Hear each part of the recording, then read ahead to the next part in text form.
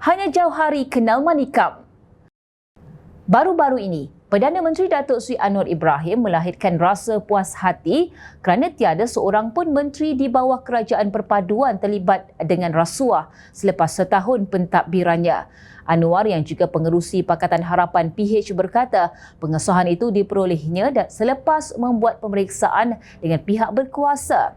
Antaranya menerusi laporan yang diterima daripada Suruhanjaya Pencegahan Rasuah Malaysia SPRM, Lembaga Hasil Dalam Negeri LHDN dan Polis Diraja Malaysia PDRM. Memang rakan-rakan di sebelah pembangkang kata jemu dan mual, orang Kedah kata cemoy, seolah-olah dua istilah menakutkan mereka.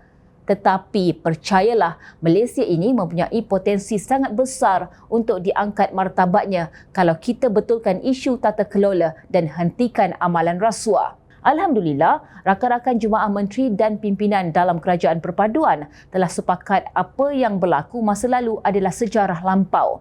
Alhamdulillah, sepanjang 1 tahun dan kita pantau melalui SPRM, saya bangga kerana keputusan kita ikut proses tata kelola dan tender bagi amaran keras tidak boleh kayakan diri dan keluarga mereka.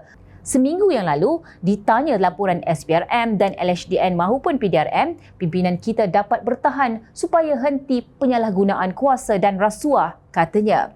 Beliau berkata demikian ketika menyampaikan amanat pada Majlis Kesyukuran sempena setahun pentadbiran Kerajaan Madani. Mengulas lanjut, Anwar juga menjanjikan kerajaan akan lebih agresif pada tahun kedua pentadbirannya dalam membawa perubahan dan anjakan yang diperlukan berdasarkan kestabilan politik dimiliki negara ketika ini. Perdana Menteri berkata, perubahan itu bukan sahaja untuk menyelamatkan Malaysia, malah mengangkat kembali martabat sebagai negara hebat di rantau ini. Antara contoh menteri atau wakil rakyat parlimen yang mempunyai report card terbaik adalah Ahli Parlimen Puchong Yeo Bee Yin yang menyenaraikan lebih 20 pencapaian dan bantuan masyarakat sepanjang 1 tahun menjalankan tugas sebagai wakil rakyat. Apa yang menarik perhatian, kad laporan tahunan 2023 yang dibuat naik untuk tatapan ramai itu menunjukkan ketelusan dan accountability beliau dalam menguruskan peruntukan yang diperoleh. Menerusi kad laporan yang dikongsi, beliau menyenaraikan dengan terperinci jumlah peruntukan yang disalurkan bagi pusat khidmat parlimennya untuk rakyat di Puchong. Laporan itu juga menekankan bahawa beliau akan memastikan peruntukan yang diterimanya sebagai ahli parlimen 100% dikembalikan semula kepada rakyat. Tak ada komisen, tak ada under table iaitu pemberian rasuah. Demikian salah satu komitmen dalam kad laporan ditunjukkan Yeo.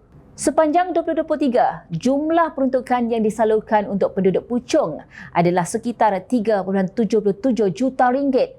Pecahannya seperti berikut.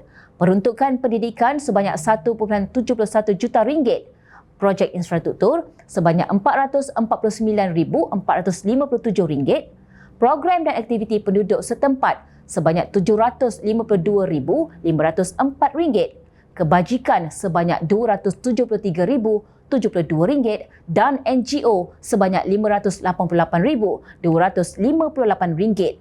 Bagi peruntukan pendidikan yang membabitkan dana lebih 1 juta ringgit, Yeo menggunakannya untuk kerja-kerja membaiki prasarana sekolah seperti mengganti pintu-pintu kelas yang rosak akibat banjir, membekalkan meja baru untuk kegunaan di kelas, makmal dan kantin, membaiki stor makmal, mengganti meja-meja di bilik guru serta membaiki bumbung dan lantai pondok di sekolah-sekolah. Bagi projek infrastruktur, Yeo memperuntukkan dana untuk menaik taraf keselesaan di Pasar Pagi Seri Kembangan, memperluas tempat solat di Masjid Nurul Huda, membaiki sistem pengairan padang MBSJ Puchong, Permai dan banyak lagi.